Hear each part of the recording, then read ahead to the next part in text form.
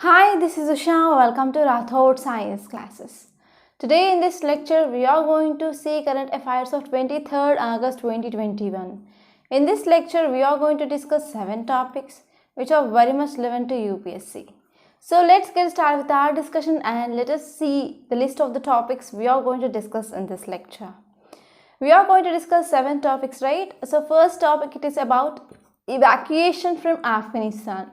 So there are about 392 people, they are airlifted from Kabul, and they include Afghan Sikhs, Hindus, etc. And one important thing which mainly said in this article, it is about one MP also evacuated. So he said some key details like how these Talibans occupied this Kabul, and as well as what are the things which mainly done by these Talibans. Okay, so this will be important from our international relations point of view, which comes under GS paper 2. And next one is Mopla rebellion. So I think and I am expecting question regarding this Mopla rebellion that will appear in this year prelims and also mains. Okay, so this Mopla rebellion was occurred in year 1921. So it is a 100th year, right? So you can expect a question from this Mopla rebellion in your prelims, and please be prepared for this Mopla rebellion for the students who are going to give their attempt in 2021 prelims. So this article will be important from modern history point of view. And next one is assault rifles. So regarding this assault rifles, India and Russia, they already signed MOU earlier, and now they are going to get this assault rifles. So this is important from security point of view and even international relations. And this one is Delta variant. So in yesterday's lecture we studied about background of this Delta variant, and now we are going to see in this lecture regarding what are the steps that can be taken. So this article will be important from health, which comes in the GS paper 2. And next one is about non-communicable diseases. So if you started reading your science and technology, in science and technology you are having a topic like diseases. So in this diseases we have communicable diseases and as well as non-communicable diseases. So what is the difference between communicable and non-communicable? So communicable diseases means those diseases that can be easily spread from one person to another person. But in case of this non-communicable diseases, they cannot be transmitted easily from one person to another person. So communicable disease, example, it is a pandemic, global pandemic, COVID-19 is a communicable diseases. That means it can be easily transmitted from one person to another person. And next one is non-communicable disease. So this non-communicable disease examples mainly include diabetes mellitus, hypertension, kidney disease or liver disease, etc. Okay, so why this non-communicable disease is in news? Due to this COVID-19 pandemic, so we are neglecting this non-communicable diseases, because many hospitals, even primary healthcare centers and as well as many hospitals, they are engaged to treat this COVID-19 patients. So there is increasing burden of this non-communicable diseases now we can see. So this article mainly talking about what can be done and some data regarding non-communicable diseases in India. Again, this article will be important from your health, which comes under GS paper 2. And next one is Supreme Court Collegium. So we discussed about this article I think 2 days ago. Okay, so this article mainly talking about recent what are the steps taken by Collegium and regarding appointment of judges in Supreme Court, that is 9 judges in Supreme Court. Okay, so that will be mainly important from our polity point of view, which comes under GS paper 2. And next one is about polio vaccine. So people who are coming from Afghanistan, they will be given with this polio vaccine, because already in 2014 itself India got this polio free status. So as we all know, in Pakistan and Afghanistan there are increasing or there are cases of polio. So whenever people who are coming from Afghanistan to India, again there will be increased risk of polio cases in India, mainly to maintain that tag of polio free country. So we need to give vaccine for the people who are coming from Afghanistan. So again this will be important from our health point of view, which comes under GS paper 2. So these are the some important topics now we are going to discuss in this lecture. So let's get started with our discussion and let us see first topic. Title says Afghan Sikhs, Hindus among 392 airlifted from Kabul. So this article mainly talking about evacuation of people from Afghanistan. So if you see context, it mainly says that India airlifted 392 persons. So India airlifted 392 persons from Kabul in an operation. Okay, in on operation, mainly India evacuated 392 people from Kabul. So this is context, right? So this 390 people not only covering Indians, but also they are also included Afghan nationals and as well as including Sikhs and as well as Hindus. So here India went to an operation. So in this operation about 392. So 392 persons from Kabul, they are airlifted. And this not only include Indian citizens, but also they also include Afghan nationals, including Sikhs and as well as Hindus. So if you see some details, it mainly says that they used mainly 3 aircrafts. So 3 aircrafts are used mainly for this airlift. So they mainly includes Air India, Indigo operated 2 flights that through mainly Tajikistan and as well as Qatar. To Tajikistan and Qatar we went for this operation. And the evacuation operation mainly expected to continue over coming days also. So apart from workers and engineers who employed at various India-backed projects. So in Afghanistan there are many India-backed projects are present. So in those projects Indians are mainly working. So here apart from workers and as well as engineers who employed in these projects, so this operation also evacuates Infant and as well as Ignore Singh and Engaged or to be the airlifted from Kabul so far. And one more important thing which mainly discussed in this article here is, so in this evacuees, so one MP also present, MP of Afghanistan. So he mainly gave some crucial information like how Taliban they occupied and how these Taliban they taken over computers and as well as some important personal things and as well as what are the steps they took in Afghanistan. So this MP already revealed so and so important information, and he said that there were a large number of Pakistanis among the fighters. So among Taliban there are also many Pakistanis are present. So this is one cause of concern now for India. And next one is, it is quite clear that they were either from Pakistan or some other country because they are mainly talking Urdu and as well as other language. So here MP said that it is quite clear that they are either from Pakistan or they are from some other country. Okay, so these are some important details which are given in this topic. And now let us try to see next topic. Title says 387 Mopla martyrs to be removed from dictionary. So this article mainly talking about Mopla rebellion. So this Mopla rebellion which was occurred in year 1921. So this year 2021 mainly marks 100th centenary of this Mopla rebellion. So you can expect a question regarding this Mopla rebellion in your prelims and even in your mains. So please be prepared for 2021 prelims regarding this topic, that is Mopla rebellion. So now let us try to understand this topic in a very great detail. So if you see context, it mainly says that Malabar rebellion leaders, for example, V.K. Waremukhnad Kun Hamid Haji Ali and as well as Ali Musrail and other 387 other Mopla martyrs, they will be removed from dictionary of martyrs of Indian freedom struggle. So from dictionary of martyrs Indian freedom struggle, so there are about 389 people. Okay, they include Haji and as well as Muslim and other 387 Mopla martyrs. They are to be removed from this dictionary of martyrs of Indian freedom struggle.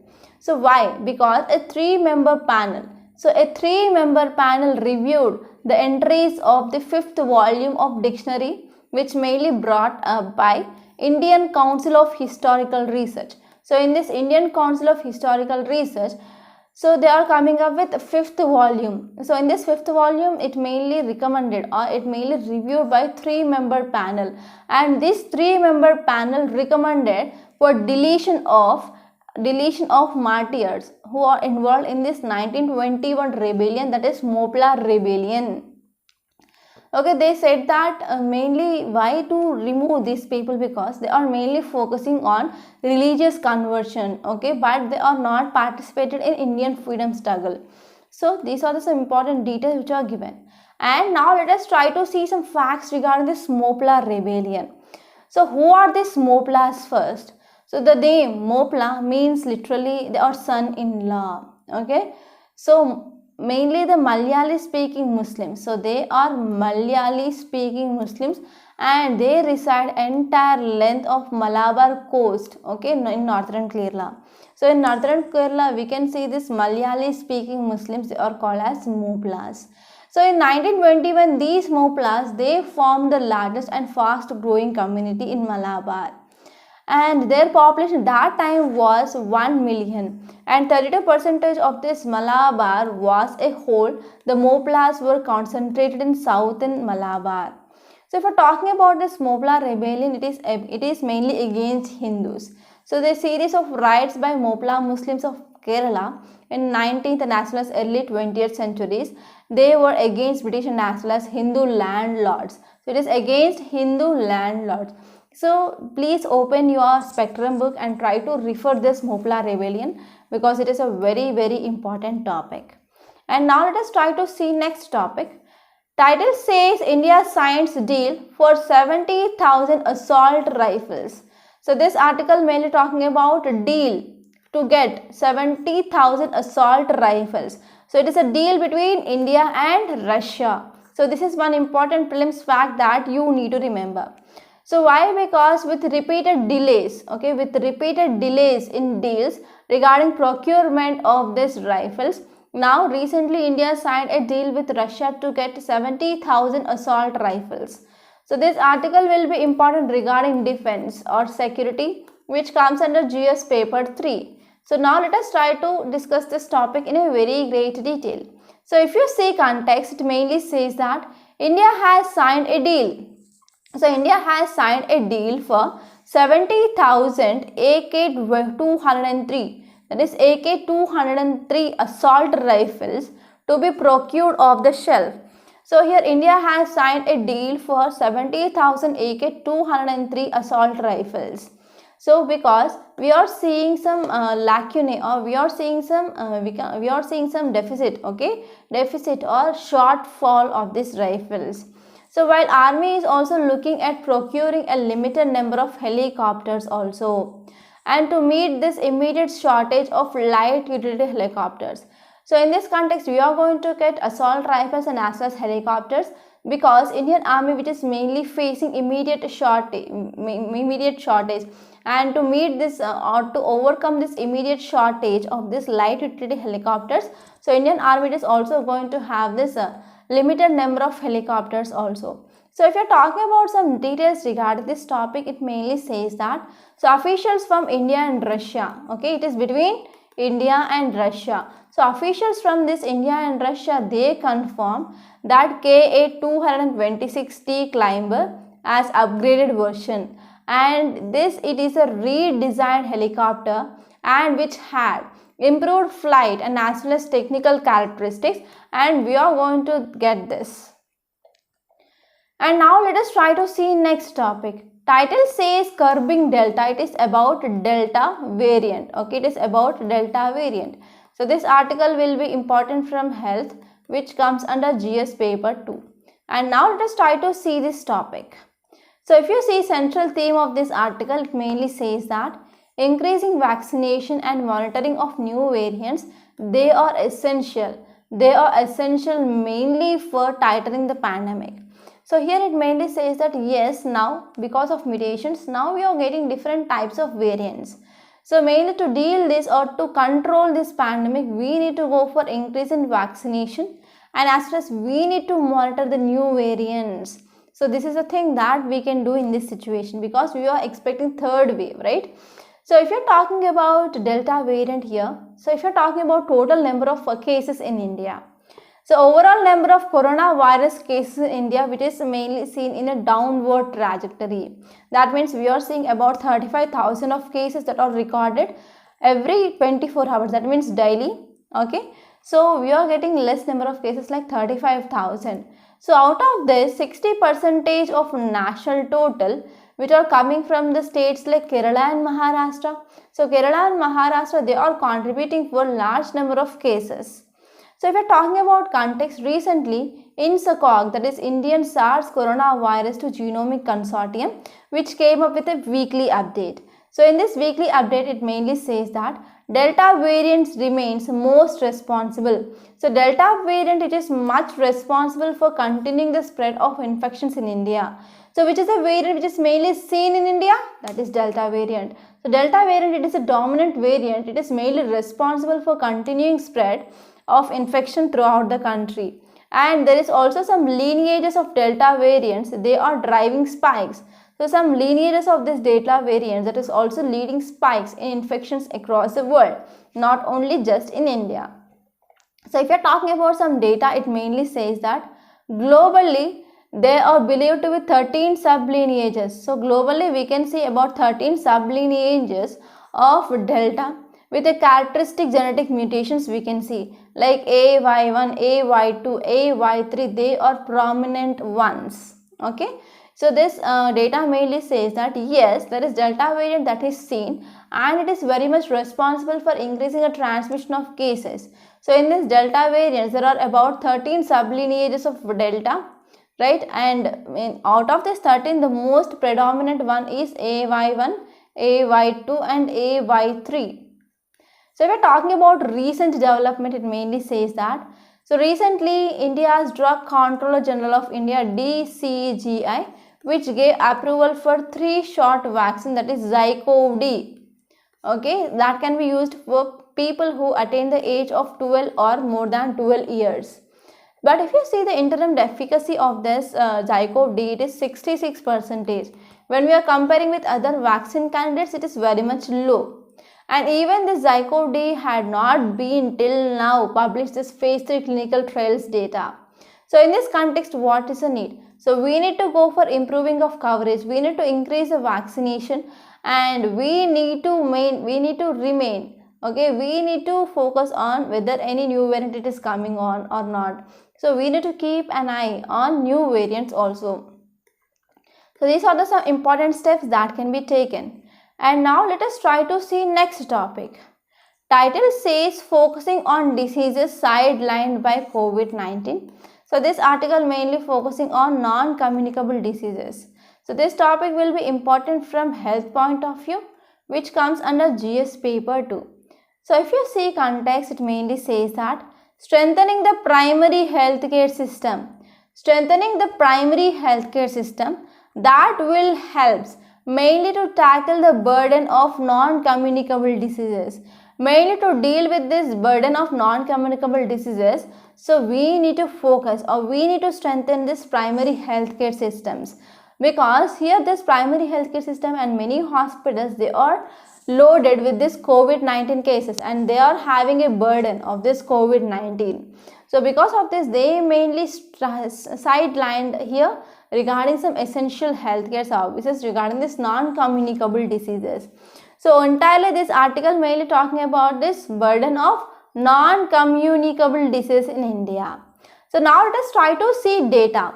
So if you see data, it mainly says that nearly 71% of all the deaths worldwide, so they are occurring due to non-communicable diseases. So these non-communicable diseases which mainly leading to increase in number of deaths across the world.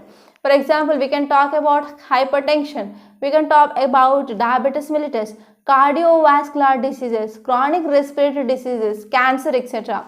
So these are the non-communicable diseases that are leading or accounting for 71% of all the deaths across the world. And if you are talking about premature loss of life due to these non-communicable diseases between the age group of 30 to 69 years, which is a very high. Okay, so premature loss of life due to this non-communicable diseases in age group of 30 to 69 years, which is very much high in India. And next one is half of the deaths due to this cardiovascular diseases, which mainly occurs between the age group of 40 to 69 years. So this is the data regarding burden of non-communicable diseases. So mainly to tackle this problem, we came up with a National Health Mission. So this National Health Mission mainly launched National Program for Prevention and Control of Cancer, Diabetes, Cardiovascular Disease and Stroke.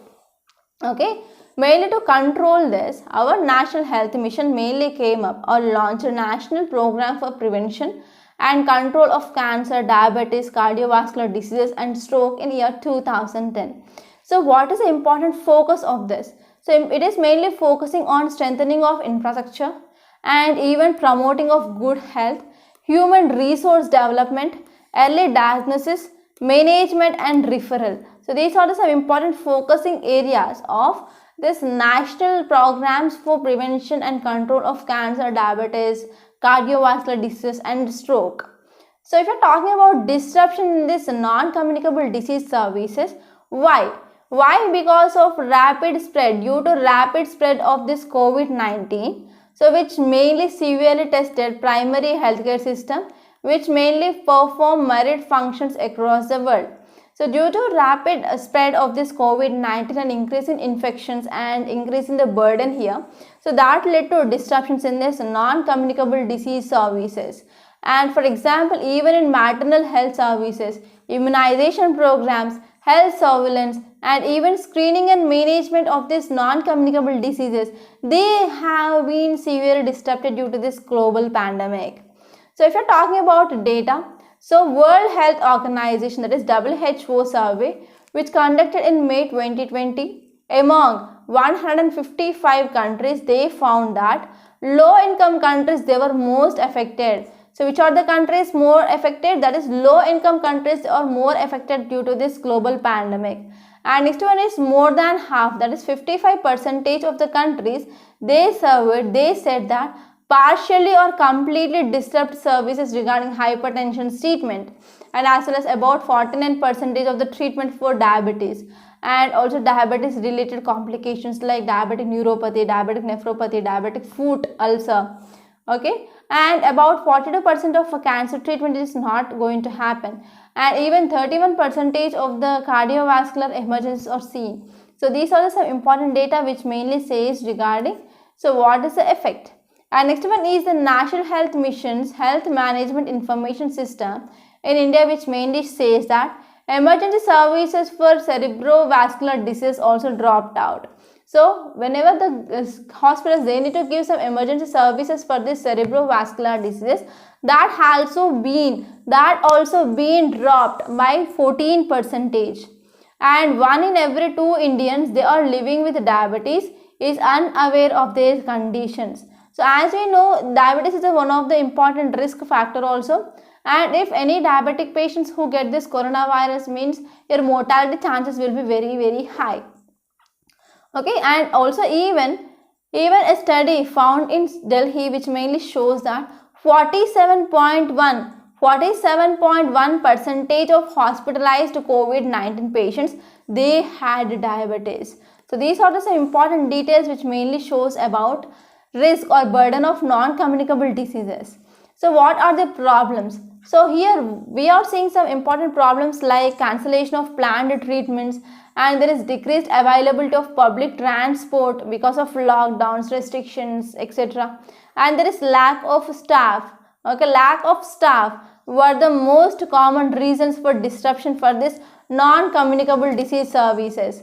And next one is lockdowns and reduced physical interactions that led loneliness, especially in geriatric population. So geriatric, it is nothing but old people. So in old people, due to the lockdowns and as well as due to reduced physical interactions with the people, then that led to mainly feeling of loneliness in this geriatric population. So because of this loneliness, that also lead to increase in risk of mental health disorders, anxiety, depression, etc. And in this condition, what can be done? What is the way forward? So first one here is government need to come up with alternative strategies. We can use telemedicine. So this is the first important thing. And next one is state health policy makers. They need to draw a roadmap which gives equal weight to patients who are living with this non-communicable diseases. And government need to go for campaigns and as well as awareness camps. That will help to innovation. And next one is utilizing the existing network of NGOs and as well as ASHA workers. So we need to respect, or we need to see what are the local factors that are leading to tackling. That will go a long way in tackling the growing burden of non-communicable diseases. And we can also see effective participatory leadership with very strong vision and communication. and it is one of the important need of hour now. And this one is we need to access to essential non-communicable disease medicines, and we need to ensure proper medicines will be available and basic health technology that can be available even at every primary healthcare center.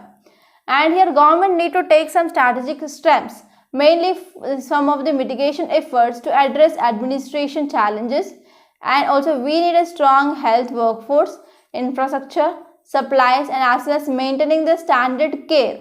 Okay, maintaining the standard of care. We need to maintain standard of care, and as well as we need to continue the access and as well as care for vulnerable populations. So this is the one important step that can be taken. And this one is even these primary healthcare systems, they must be ensured that people who are at risk of COVID-19, or we can say the people who are risk of this non-communicable diseases, they need to receive proper appropriate screening, counseling, and as well as treatment. Because here non-communicable diseases, they are one of the most important cause for increasing in the deaths. It mainly contributes 70% of deaths globally. And here one important thing that can be done, that is urgent need that can be done here, is all of the society approach. So here mainly to achieve our WHO World Health Organization goal of 25% relative reduction in overall mortality regarding this cardiovascular diseases and as well as cancer, diabetes, chronic respiratory diseases by 2025, we need to go for all society approach, and we need to finally strengthen primary healthcare system. So whenever we are strengthening our primary healthcare system, that will be very much helpful for preventing, diagnosing, and as well as that will be helps to provide proper care for non-communicable diseases in the future, and especially during health emergencies such as pandemic. So these are some important things which are mainly discussed in this topic. I hope it is clear. Now let us see next article. Title says breaking the lock jam, handling over the baton. So this article mainly talking about Supreme Court collegium and as well as judicial appointments. And this article will be very important from your polity point of view, which comes under GS paper 2. So now let us try to see the central theme first. So the Supreme Court collegium, which mainly showing the way in judicial appointments. So here the executive needs to match its pace. Okay, so this article mainly focusing on what are the steps which are taken by collegium. So what are the things which is important from RUPSC point of view, we are going to discuss here. So if you see context mainly says that Supreme Court collegium, and this collegium mainly led by our CJI, Chief Justice of India. So here Supreme Court collegium which led by Chief Justice of India recommended or selected as many as 9 persons. Okay, Supreme Court collegium selected 9 persons at a one go to be appointed to the apex court, and here the appointment done by our President of India. Okay, so because of this, now High Court in the country which is having near full strength, and now it will ease the pressure on the court considerably. So this is the context. And now let us try to see some facts regarding what is this collegium system. So this collegium system, it is a system of appointment and as well as transfer of judges, and this collegium system mainly evolved through some judgments, okay, of Supreme Court. And this collegium, it is not done by any act of parliament or by any provision of constitution. So this is the one important thing that you need to remember. And if you are talking about constitutional provisions for appointment of judges, we are having two articles, that is article 124(2), the next one is article 217. So if you are talking about article 124 subclass 2, which mainly talks about appointment of judges for Supreme Court. So judges of Supreme Court, they can be appointed by President after consultation with such a number of judges of Supreme Court and of High Court in the states, and President may deem necessary for the purpose. So whenever collegium which is mainly recommending names, from that names here President will go for appointment of judges for Supreme Court. It is under article 124 subclass 2. But here this article 124 subclass 2 mainly says that judges of Supreme Court, they will be appointed by President, okay, mainly after consultation with such a number of judges of Supreme Court and as well as a High Court. And next constitutional provision here is Article 217. So Article 217 of our constitution, which mainly states that judges of High Court, they shall be appointed by President. Here High Court judges will also be appointed by President, but here one difference is consultation with CJI and governor of that state. So now let us try to see what is the way forward, what can be done. So first one is we need to go for filling up of vacancies in a continuous and collaborative process. So we should not go for increasing of vacancies. We need to go for filling up of those vacancies as soon as possible, such that will also increase accountability and as well as transparency in the system. And next one is it is a time to take of permanent independent body. So this permanent independent body that will mainly institutionalize the process of adequate safeguards to prevent judiciary independence. And next one is we need to ensure there is independence and also it will reflect diversity and as well as democratic professional competence and integrity. So these are the some important steps that can be taken. So instead of selecting the number of judges required against certain number of vacancies, so collegium must provide a panel. So collegium must need to provide a panel, and here this panel will recommend names to president. So this is a gist of this topic. And now let us try to see next topic. So before saying this topic, I want to make a small announcement on this platform. If you want to clear UPSC 2022, we came up with one excellent, highly beneficial and as well as highly economical course, that is current affairs package along with mains answer writing practice. So how this course will be useful? So one thing you need to remember here is before entering into examination hall, you need to know 1.5 years current affairs for sure, because questions will come from prelims, mains and even in interview from this current affairs. To answer those questions, you need to master current affairs. Here in this course, we are mainly focusing on mains answer writing practice. So many students ignore this mains answer writing practice. So here in this course, we are mainly focusing on how to improve your answer writing skills. There will be daily answer writing practice. On Sunday, there will be essay writing practice. And next one is on every Sunday, there will be prelims practice test. Okay. And we also provide a video explanation part. So in this way, this course which is designed as per demand of UPSC. So finally, I want to say one thing. Please don't take this course as a choice. Try to join this course as soon as possible and achieve your dream of clearing UPSC. So details of this course which is given in description box. So please visit that once. And if you want to talk to me directly, you can call to this number 8074765513. Okay. And now let's come back and let us see a small article. So title says Afghan returnees to get polio vaccine. So this article mainly talking about this polio vaccine. So this is very important from GS paper to under health. So if you see here, context mainly says that India it is keen to retain polio free certification as cases are reported in neighboring countries. So in neighboring countries like Pakistan and Afghanistan, there are increasing or reporting cases regarding this polio virus. And one important thing why we are concerning, because in 2014 itself we got this polio free status to India. Okay, so because of this, now the health minister has decided to vaccinate returnees from Afghanistan with free polio vaccines as a preventive measure. So as you know, number of people they are evacuated from this Afghanistan. So people who are coming from this Afghanistan, so for those people we are going to give this polio vaccine. It will be a preventive measure and it is a free of cost. And now let us try to see some details. So if you see details, it mainly says that India received its polio free certification along with entire Southeast Asia region in year 2014 itself. But here Afghanistan has suffered because it has compromised surveillance and as well as healthcare system regarding this polio. And next one is the wild polio virus cases. They continue to be reported in neighboring countries like Pakistan and Afghanistan. So if you're talking about some important data, it mainly says that child vaccination drives including polio campaigns, they were halted in Afghanistan.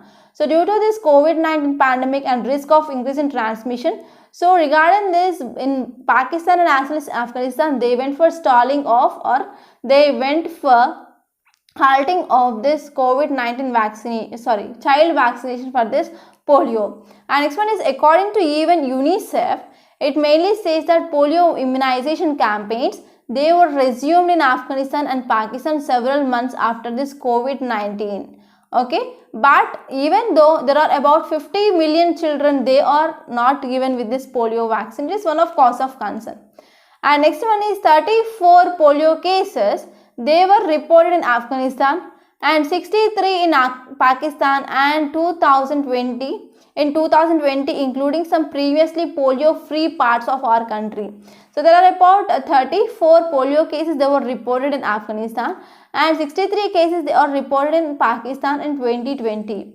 So now let us try to see some facts. So if you see facts, it mainly says that polio, it is a crippling and potentially fatal viral infection. Polio, it is mainly caused by virus. So this is one important prelims fact. And for polio, there is no cure but can be prevented. So prevented mainly through polio vaccine. And the strategy mainly to eradicate polio is based on preventing infection by immunizing every child until transmission stops. Until transmission stops, we need to go for giving of this vaccine to every child. And if you are talking about two types of vaccines to prevent this polio, there are two types of vaccines. First one is oral polio vaccine and next one is injectable polio vaccine. So oral means it will be given through orally in mouth. Okay. So I think I think you also having some memories like in your childhood you also took this polio vaccine, right? So if you're talking about this oral polio vaccine, so this mainly given orally as a birth dose for institutional deliveries, and also this primary doses will be given at 6, 10 and also 14 weeks, and even after that here booster dose will be given, okay, at 16 to 24 months of age. And next one is injectable polio vaccine. So this injectable polio vaccine is introduced as an additional dose, okay. So here injectable polio vaccine will be given as an additional dose with the third dose of this DPT, okay, under Universal Immunization Program, okay. So under this program we are also getting this injectable polio vaccine. So these are the some important details that you need to remember regarding this topic. So by this we are concluding today. I hope you enjoyed this lecture. Please subscribe to my channel and don't forget to like, share and comment my videos. And don't forget to enroll to this current affairs package. Thank you so much.